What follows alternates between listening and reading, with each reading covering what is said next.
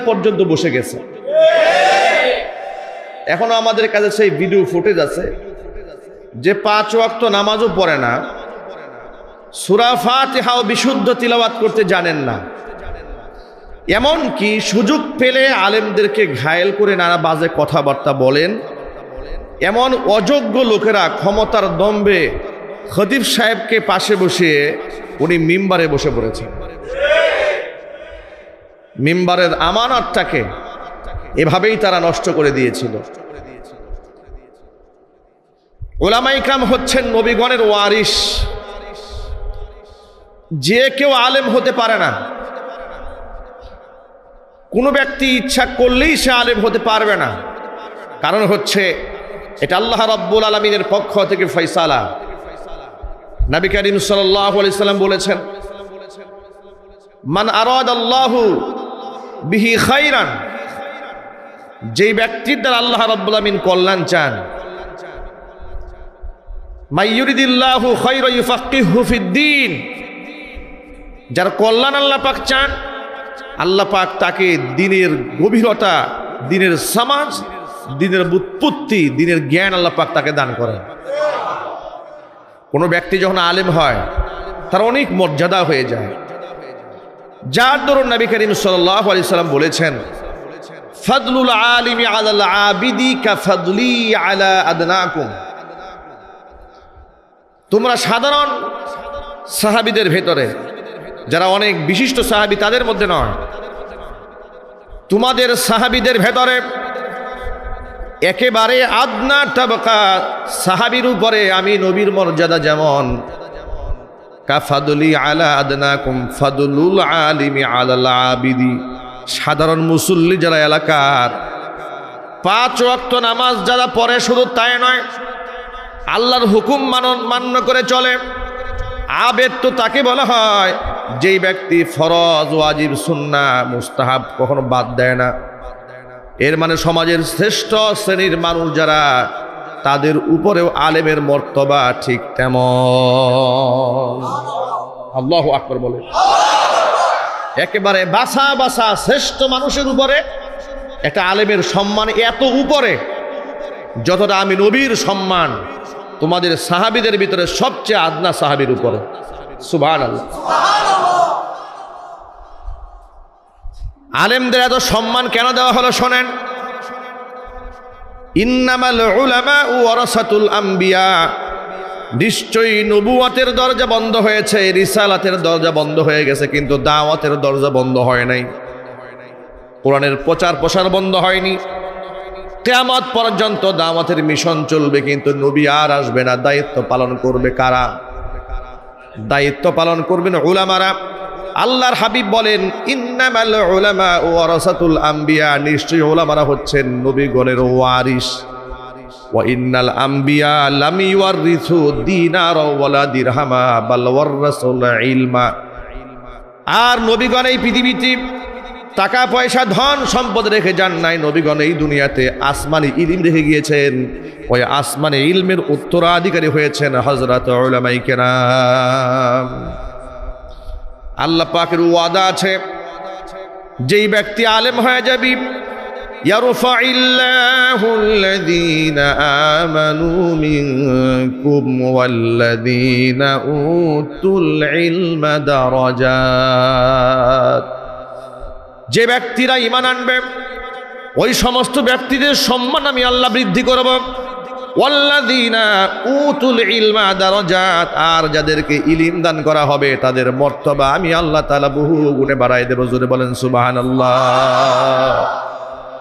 একজন আলেম ব্যক্তির এত সম্মান, এত মর্যাদা, তার জন্য দোয়া করে গর্তের পিপিলিকা, হাত্তাল হুতু ফিল বাহার, এমনকি সমুদ্রের মাছ পর্যন্ত আলেমের জন্য আল্লাহর কাছে দোয়া করে। জোরে বলেন সুবহানাল্লাহ।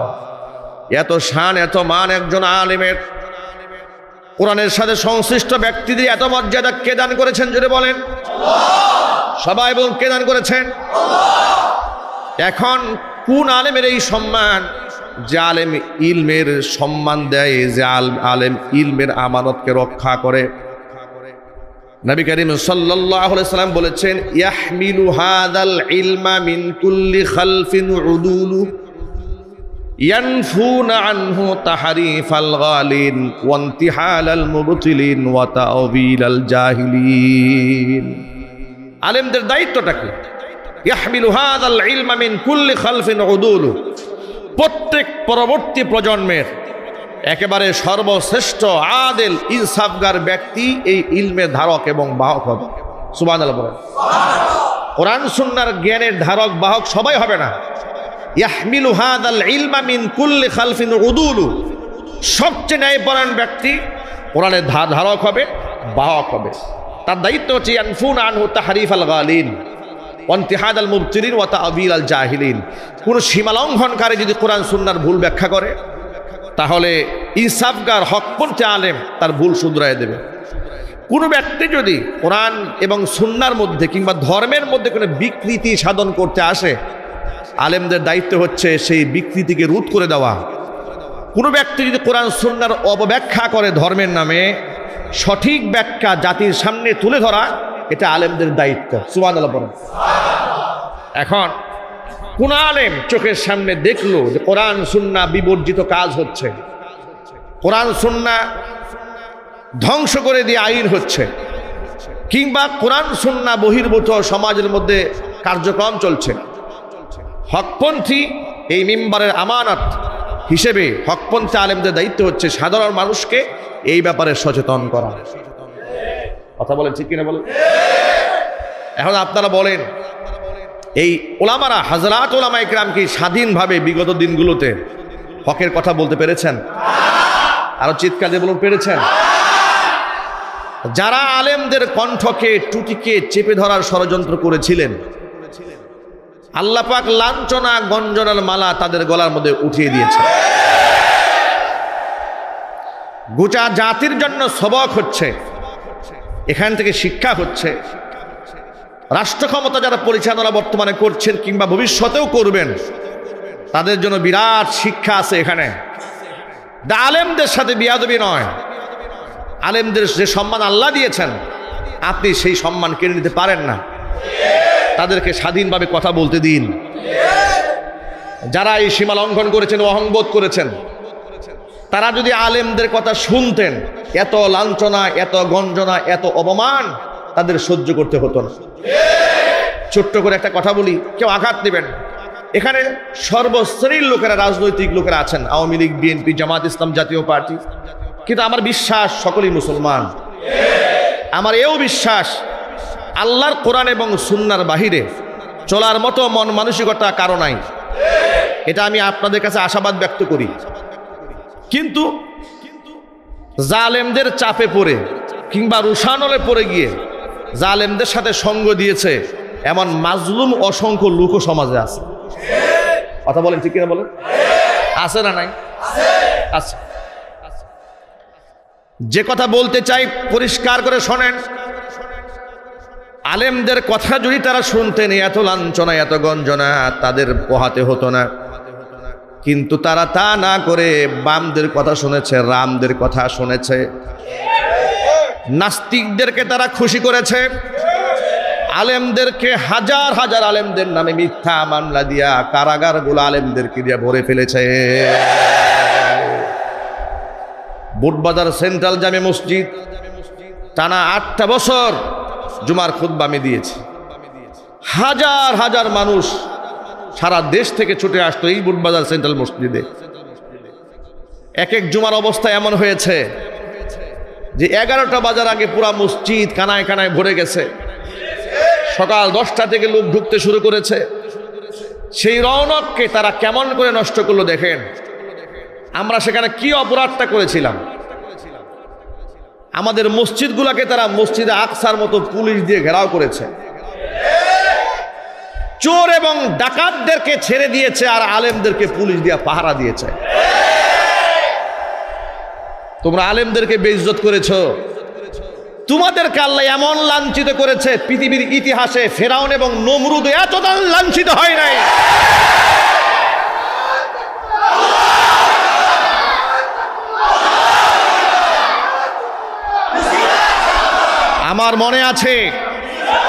আমার মনে আছে যখন ভাস্কর্য তৈরি করা হচ্ছিল বাংলাদেশে, আপনাদেরকে একটা ইতিহাস শোনায়। বোটবাজার কেন্দ্রীয় মসজিদের দায়িত্বশীল অসংখ্য রাজনৈতিক ব্যক্তিবর্গরা আমার সামনে এখানে বসে আছেন। সেদিন এই ইস্যুটা তখন চলছিল। আমার সেদিন আলোচনার বিষয়বস্তু ছিল যে মূর্তির সাথে মুসলমানের কোনো সম্পর্ক নাই। আচ্ছা, এ কথাটা জানাবার দায়িত্ব আলেমদের আছে না নাই? একটু জোর আওয়াজে বলেন। এখন আপনারাই বলেন, কোন মুসলমান মূর্তি সংস্কৃতি বিশ্বাস করতে পারে? আমি তাদেরকে বোঝানোর মাধ্যমে বললাম যে ভাই শোনেন, যারা বঙ্গবন্ধুকে মোহাব্বত করেন, আপনারা রাষ্ট্রের জন্য যার বিরাট অবদান, এমন একজন ব্যক্তিকে স্মরণীয় রাখার জন্য আমি আপনাদেরকে ভালো পরামর্শ দেই। পরামর্শ হচ্ছে, আপনার তার নামে কিছু ইতিমখানা বানান, কিছু মসজিদ বানান, কিছু মিনারা বানান। এর দ্বারা কি হবে? যুগ যুগ ধরে কোরআন তেলাওয়াত হবে, তিনি কবরে সওয়াব পাবেন। আমি আমার জুমার বয়ানে এদেরকে বোঝালাম। আপনারা হয়তো অনেকেই সেই বয়ানে ছিলেন। এখন আমার সেই বয়ানটা ইউটিউবে খোঁজ করলে আপনি পাবেন, রেকর্ড আছে জুমার বয়ানটা।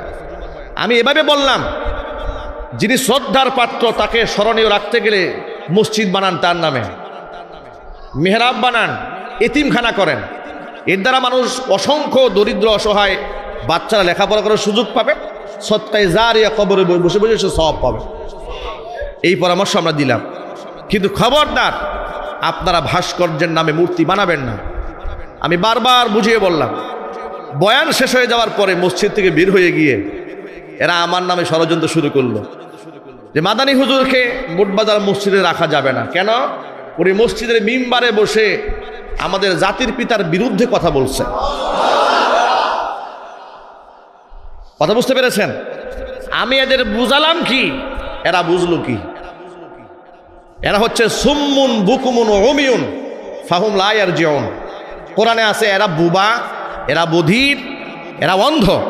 এরা চোখেও দেখে না, এরা কানেও শোনে না, এদের অন্তরও নাই যে ভালো জিনিসটা উপলব্ধি করবে।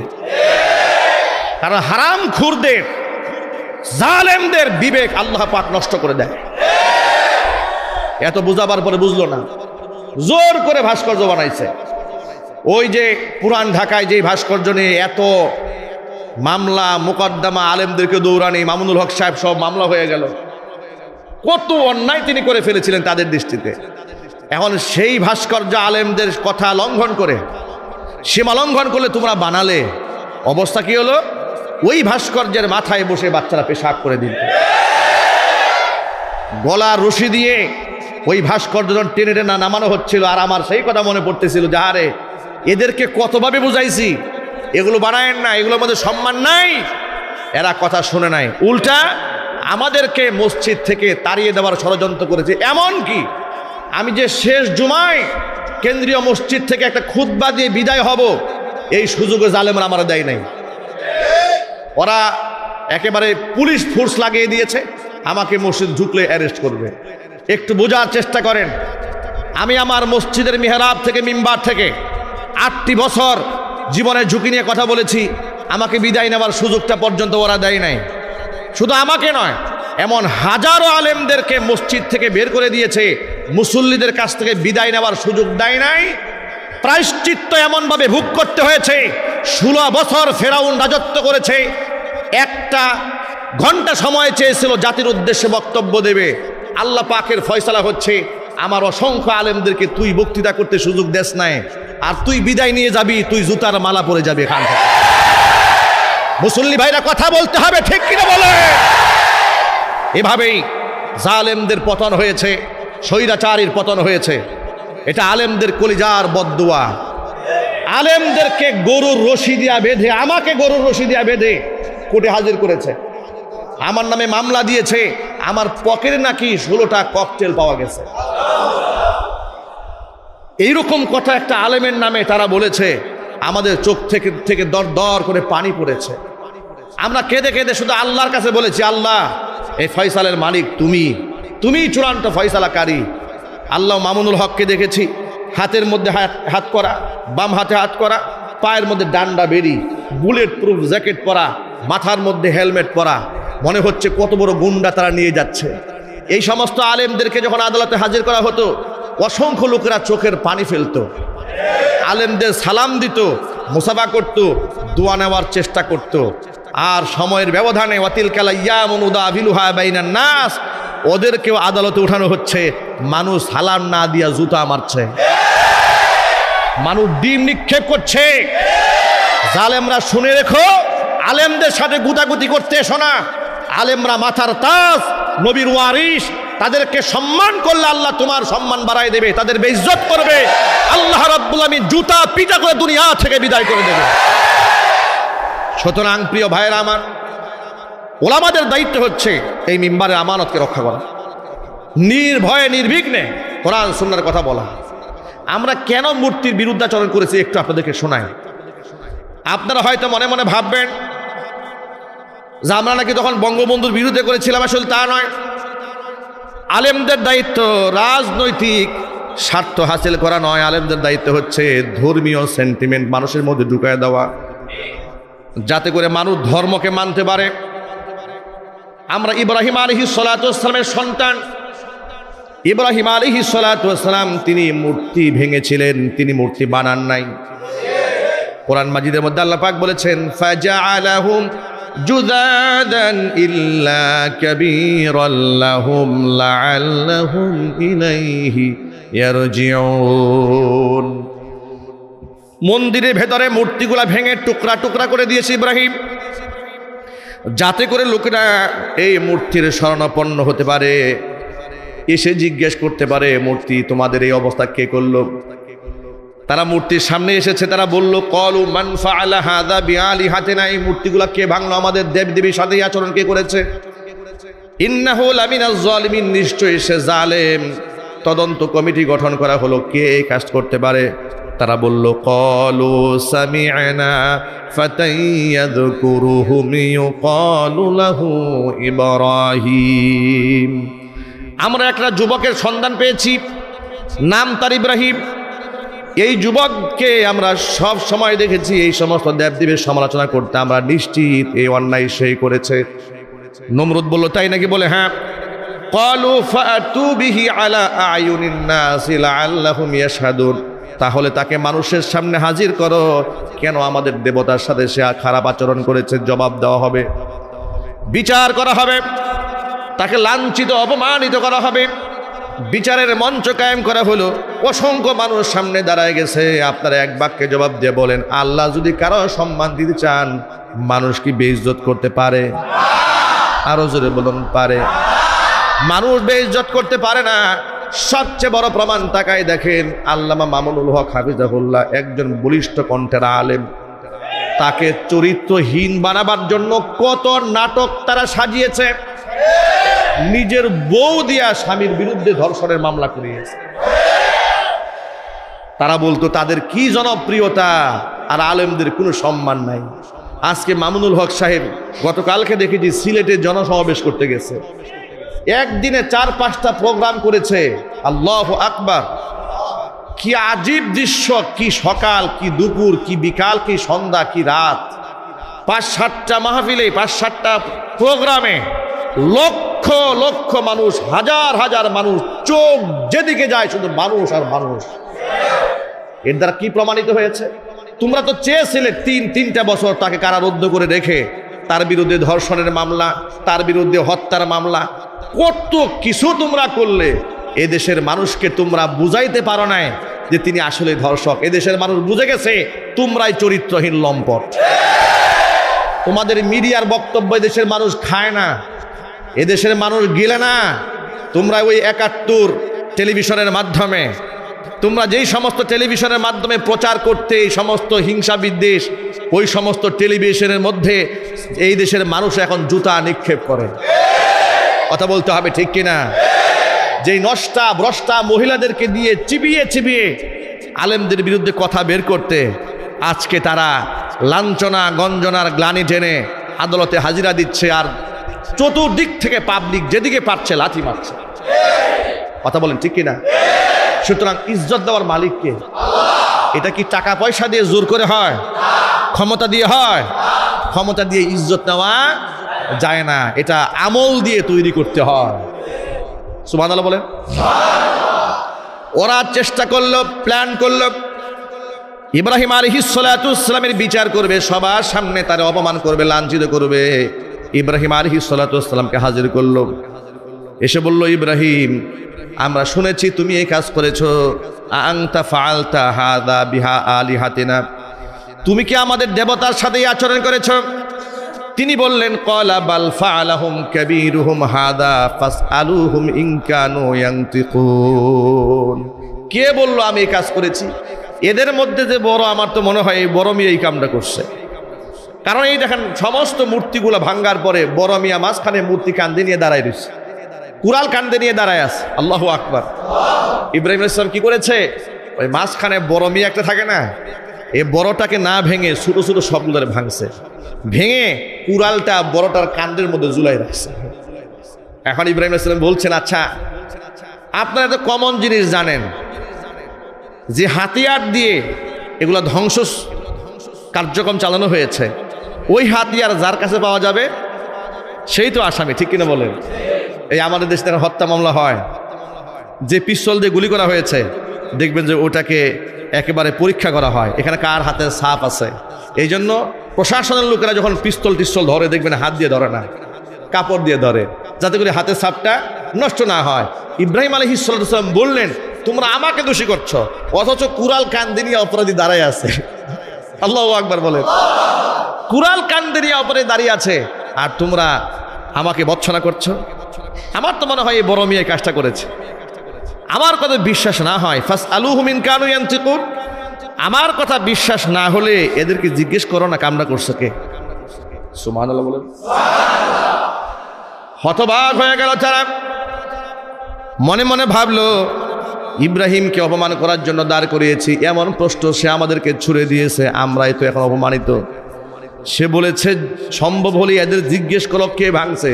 এরা কি জবাব দিতে পারে? কথা বলতে পারে? এখন এই সিচুয়েশনের সম্মুখীন হওয়ার পরে নমনীয় সুরে বলল, বাবা তুমি তো জানো এরা কথা বলতে পারে না, তুমি তো খুব ভালো করে জানো। ইব্রাহিম আলাইহিস সালাম বললেন, উফিল লাকুম ওয়ালিমা তা'বুদুনা মিন দুনিল্লাহ আফালা তা'কিলুন। এইরকম বুবা বুদি দেবতার পূজা করো যে কথাও শুনতে পারে না, বুঝতেও পারে না, কথা বলতেও পারে না। তোমরা আল্লাহকে বাদ দিয়ে এগুলা এই সমস্ত দেবদেবীর পূজা করো, ধ্বংস তোমাদের জন্য। আল্লাহ পাক তার সম্মান বাড়াই দিলেন। ওরা যখন যুক্তিতে বাস্তবতায় হেরে গেল, তখন তারা চিন্তা ভাবনা করে দেখলো যে এর সাথে যুক্তিতে, তর্কে, সততায় পারা যাবে না, এর সাথে জিততে হলে পেশি শক্তি খাটাতে হবে। এদেশের জালেমরা আলেমদের সাথে কথাই পারে নাই, বাস্তবতাই পারে নাই, মিথ্যা মামলা দিয়েছে। সত্য মামলা তো আলেমদের নামে দেওয়া যায় না। এই জন্য কারো নামে গাড়ি পুরানোর মামলা, কারো নামে হত্যা মামলা, কারো নামে পকেট মাইর দেওয়ার মামলা। মামুনুল হক সাহেবকে মানি ব্যাগ চুরির মামলা দিয়েছে। দেখছেন, আপনারা হাসলেন, আপনারা হাসলেন, আর এগুলা বাস্তবতা। মানি ব্যাগ চুরি করেছে সেই মসজিদের মুসল্লির কাছ থেকে, এই মামলা দিয়ে মামুন সাহেবকে অ্যারেস্ট করেছে। এরপর আরো অনেক মামলা দিয়েছে, দর্শনের মামলা পরে দিয়েছে। আমাকে দিয়েছে কি মামলা? আমি মানিকগঞ্জে মাহফিলে গেছি, আমি কুনাবাড়িতে গাড়ি পুরাইছি, আমার এই দৃশ্য আবার কিছু লোকেরা দেখছে, ওরা চোখ দিয়ে দেখছে আমি গাড়িতে আগুন লাগাইছি, দিল মামলা, আমার নামে এক মামলা। আরেক মামলা দিল, এই কণ্ঠগুলা ভারতের দাদা বাবুদের খুশি করার জন্য ওরা তালিকা করে করে আলেমদেরকে মসজিদ থেকে তাড়িয়ে দিয়েছে। আল্লাহ রাব্বুল আলামিন দেখিয়ে দিলেন ইজ্জত দেওয়ার মালিক কে, জুড়ে বলেন তো, আরো চিৎকার দিয়ে বলুন। সুতরাং প্রিয় ভাইয়ের আমার, ইব্রাহিম আলাইহিস সালাতু সালাম কি বাস্তবতায়, যুক্তিতে, তর্কে যখন তারা হেরে গেল, হত্যার ষড়যন্ত্র করলো, তারা বলল, ক্বালু হাররিকুহু ওয়ানসুরু আলিহাতাকুম ইন কুনতুম ফাইলিন। তোমরা যদি তোমাদের দেবদেবীর সহযোগিতা করতে চাও, তাহলে ইব্রাহিমকে আগুন দিয়ে পোড়াইয়া হত্যা করো। জোরে কর নাউযুবিল্লাহ। ইব্রাহিমকে আগুন দিয়ে পুড়িয়ে তোমরা হত্যা করো। তখন ইব্রাহিম আলাইহিস সালাতু ওয়াসসালামকে আগুন দিয়ে পোড়াবার জন্য বিরাট আয়োজন করা হলো। সে লম্বা ইতিহাস, এই ইতিহাস আপনারা সকলে জানেন। ওই ইতিহাস শোনানো আমার উদ্দেশ্য নয়।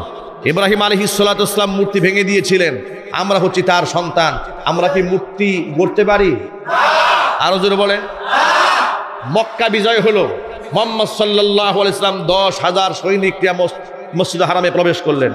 ঢুকে দেখলেন যে আল্লাহর একত্ববাদের উপর বিশ্বাস করে যে ঘর বাইতুল্লাহ তৈরি হয়েছিল, পৃথিবীর প্রথম ঘর, ইন্না আউওয়ালা বাইতি উদিয়া লিন-নাস, সেই প্রথম ঘর কাবা বাইতুল্লাহর মধ্যে তারা 360 খানা মূর্তি বানায় ঢুকায় রাখছে। এই মূর্তিগুলায় আল্লাহ নবী সাল্লাল্লাহু আলাইহি ওয়াসাল্লাম একটা একটা লাঠি দিয়ে গুটা মেরে মেরে ভাঙতেছিলেন আর বলছিলেন, কুল জা আল হাক্কু ওয়া যাহাকাল বাতিল ইন্নাল বাতিলা কানা যাহুকা। মক্কা বিজয়ের পরে পুরা মসজিদে হারাম সহ পুরা জাজিরাতুল আরবের মধ্যে যেমন একটা মূর্তিও খুঁজে পাওয়া যায় নাই, দ্বিতীয় স্বাধীনতার পরে আল্লাহ রাব্বুল আমিন কেমন যেন আমাদের মক্কা বিজয়ের একটা ফ্লেভার দিয়েছে। আমরা চেয়েছিলাম মূর্তি ভাঙতে, এদেশের সাধারণ মুসল্লি আর ছাত্ররা আমাদেরকে সুযোগই দেয় না। আমরা মনে মনে চিন্তা করেছিলাম কোনো একদিন খেলাফত প্রতিষ্ঠা হলে একটা মূর্তিও রাখবো না, ভাস্কর্যের নামে সমস্ত শিরকের আড্ডাখানা বন্ধ করে দেবো, ভেঙে তছনছ করে দেবো। বাচ্চাদের দিকে তাকাই দেখি ওদের মধ্যে এমনই ইমানি রেভলিউশন ঢুকেছে, ইমানি চেতনায় এমন ঢুকছে 24 ঘন্টা যাবার সুযোগ নাই। দেশ স্বাধীন হওয়ার 24 ঘন্টার মধ্যে সব ভেঙে টুকরা টুকরা করে দিয়েছে। আল্লাহু আকবার। এদেশের তাওহিদি মুসলমানদের পেছনে আলেমদের রক্ত, ঘাম, শ্রম, বছরের পর বছর তাদেরকে ওয়াজ নসিহত শুনিয়ে আল্লাহর রহমতে তাদের আত্মাকে এমনভাবে প্রস্তুত করতে সক্ষম হয়েছিলেন, মুসলমানের সম্পর্ক মূর্তির সাথে হতে পারে না। কথা বলেন ঠিক কিনা? আজ বাংলাদেশ দ্বিতীয়বারের মতো স্বাধীন হয়েছে। আমরা চাই ওই রকম জুলুম আর ওই রকম স্বৈরাচারী আচরণ এই বাংলার মাটিতে আর না ঘটুক। এমনকি মসজিদ কমিটির দায়িত্বশীল যারা থাকবেন, সভাপতি, সেক্রেটারি, কোষাধ্যক্ষ, সদস্যবৃন্দ, তারা আলেমদেরকে সহযোগিতা করবে। হুজুর আপনি কোরআন সুন্নাহর কথা বলেন। আমরা অনেক রাজনৈতিক দর্শন দেখেছি, আপনাদেরকে ছোট্ট একটা কথা বলি। আপনাদের কাছ থেকে আমি আশাবাদ ব্যক্ত করতে চাই, আপনাদের কাছ থেকে আমি আশ্বস্ত হতে চাই একটা কথা নিয়ে। সেটা হচ্ছে এদেশে অনেক তন্ত্রমন্ত্র গেছে, অনেক দল ক্ষমতায় আসছে গেছে, ঠিক না ভাই? দুর্নীতি আগেও ছিল, এখনো না শেষ হয়ে গেছে? কথা বলেন, আছে না নাই? কিন্তু দুর্নীতি চিরতরে শেষ করার দরকার আছে না নাই? খুন, হত্যা, ধর্ষণ চিরতরে বন্ধ হওয়ার দরকার আছে না নাই? এটা তখন সম্ভব হবে যখন কোরআনকে সংবিধান বানানো হবে। ডক্টর কামালের বানানো সংবিধান দিয়ে কিংবা বেনামাজি, ফাসেক, ফুজ্জার, পাপিষ্ঠ, দুরাচার, এই সমস্ত খুনি ডাকাতদের তৈরি করা সংবিধান দিয়ে রাষ্ট্র চালালে এ রাষ্ট্র নিরাপদ হবে না। রাষ্ট্রের নিরাপত্তা 100% এটা তৈরি করতে হলে তাহলে কোরআনী শাসন ব্যবস্থা কায়েমের বিকল্প কোনো রাস্তা নাই। 90 থেকে 92% মুসলমানের এই দেশে কোরআন সংবিধান হবে, কোরআন দিয়েই দেশের আদালত চলবে, কোরআন দিয়েই বিচার ফয়সালা কার্যকর হবে, এমন আশা আমরা ব্যক্ত করতে পারি না?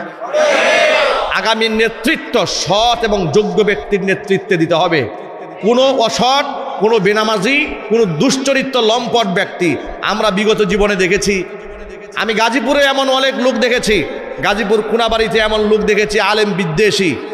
যেদিন তার দুশ্চরিত্র লম্পট এবং তার কুকীর্তির ভিডিও ফাঁস হয়েছে, 1 সপ্তাহ পরে তাকে বিরাট দলীয় পদ দেওয়া হয়েছে। আমি সংবাদ সম্মেলন করে নাম ধরে বলতে পারবো, নাম বললাম না মিম্বারের আমানতের জন্য। এমন ব্যক্তি নারীদের সাথে অপকর্মের ভিডিও ভাইরাল হওয়ার 1 সপ্তাহ পরে তাকে সভাপতির পদ দেওয়া হয়েছে, তাকে সেক্রেটারি পদ দেওয়া হয়েছে নারীদের সাথে কুকীর্তি ফাঁস হওয়ার পরে। সুতরাং তারা প্রমাণ করেছে ওই দলটা ছিল লুচ্চা বদমাশদের দল। কোনো দুশ্চরিত্র লোক নেতৃত্বে আসতে পারবে না। আমি কথা পরিষ্কার জানিয়ে দিলাম।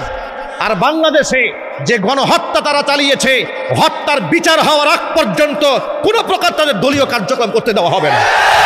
এই কথার সাথে আপনারা একমত আছেন কিনা আমি দুহাত দেখতে চাই।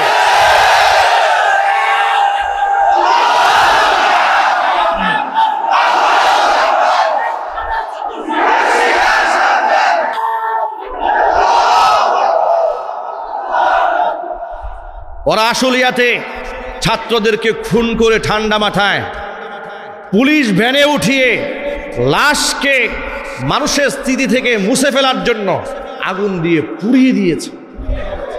এরা মানুষ? আপনারা কি বলেন এরা মানুষ?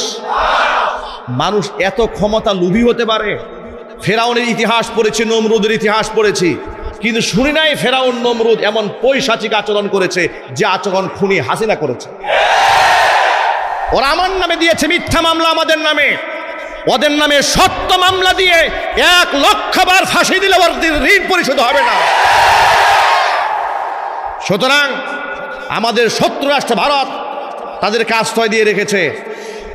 গতকালকে শুনেছি উপদেষ্টা মণ্ডলী সিদ্ধান্ত দিয়েছে যে প্রত্যেকটা খুনের বিচার কার্যকর শেষ হওয়ার আগ পর্যন্ত তারা দলীয় কোনো কাজ করতে পারবে না।